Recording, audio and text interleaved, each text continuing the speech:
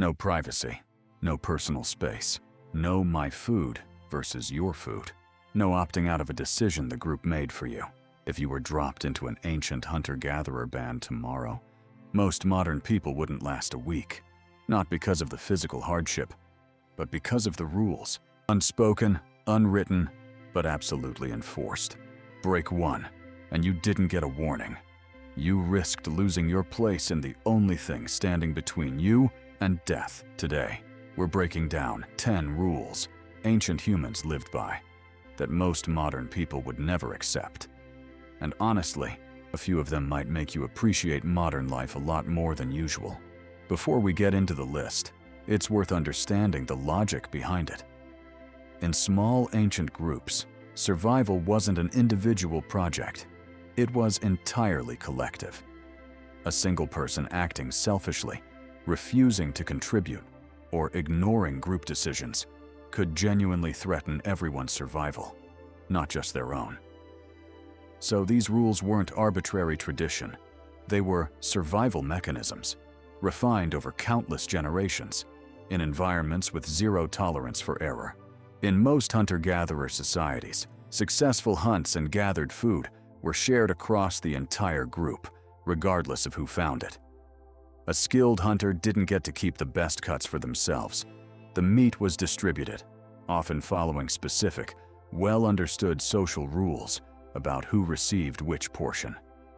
Hoarding food for yourself while others went hungry wasn't just frowned upon. In many documented cultures, it was one of the most serious social violations possible, since unequal food access could quickly destabilize the entire group's survival. Modern humans take personal space and privacy for granted. A closed door, a private room, time completely alone. In most ancient communal living arrangements, this simply didn't exist. Sleeping, eating, working, and resolving disputes all happened in close, constant proximity to the rest of the group. Anthropological studies of surviving hunter-gatherer societies show extremely limited private space, even for activities modern people consider deeply personal. Isolation wasn't valued.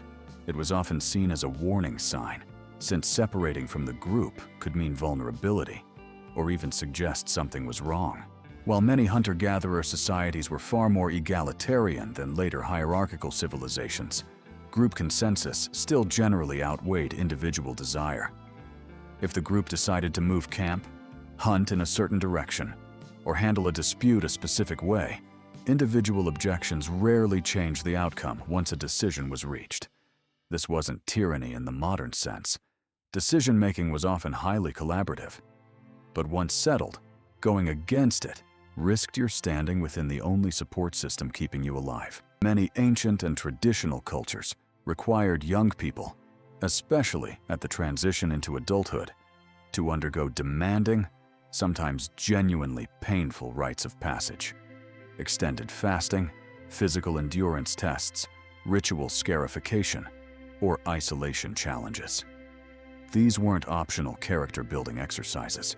They were often mandatory requirements for being formally recognized as an adult member of the group, with real social consequences for failing or refusing to participate. Most ancient societies enforced fairly rigid divisions of labor, typically organized around age and sex.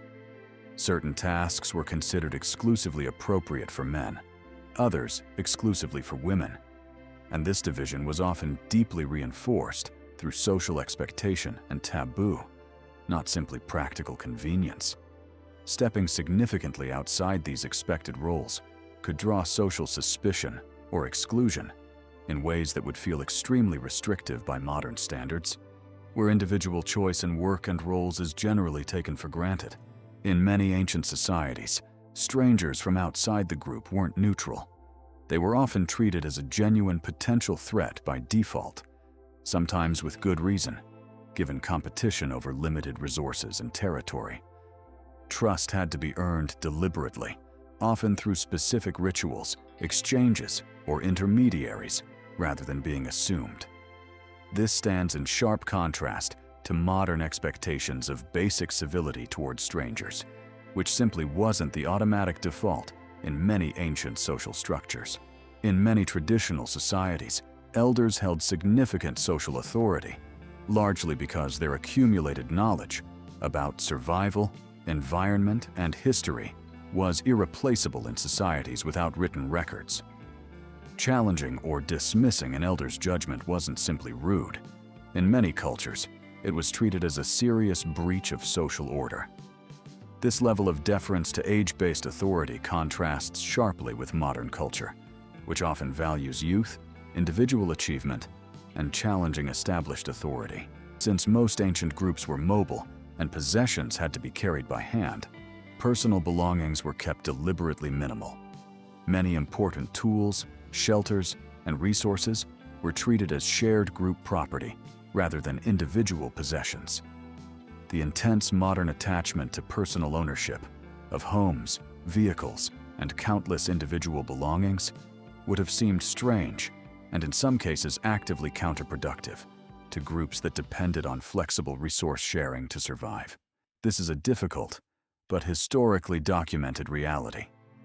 In extreme situations, severe famine, harsh migrations, or catastrophic resource shortages, some ancient and traditional societies faced devastating group decisions about resource allocation in order for the larger group to survive. Anthropological and historical records from various harsh environments describe painful community-level decisions made under extreme scarcity, decisions that modern societies, with far greater resource stability and social safety nets, are rarely forced to confront in the same direct way. These weren't casual choices. They reflect just how unforgiving survival conditions could genuinely become. Perhaps the most fundamental rule of all, there was no real concept of thriving as a lone individual. Isolation from the group didn't mean freedom. It generally meant a dramatically increased risk of death. Modern culture often celebrates independence, self-reliance, and individual achievement as core values.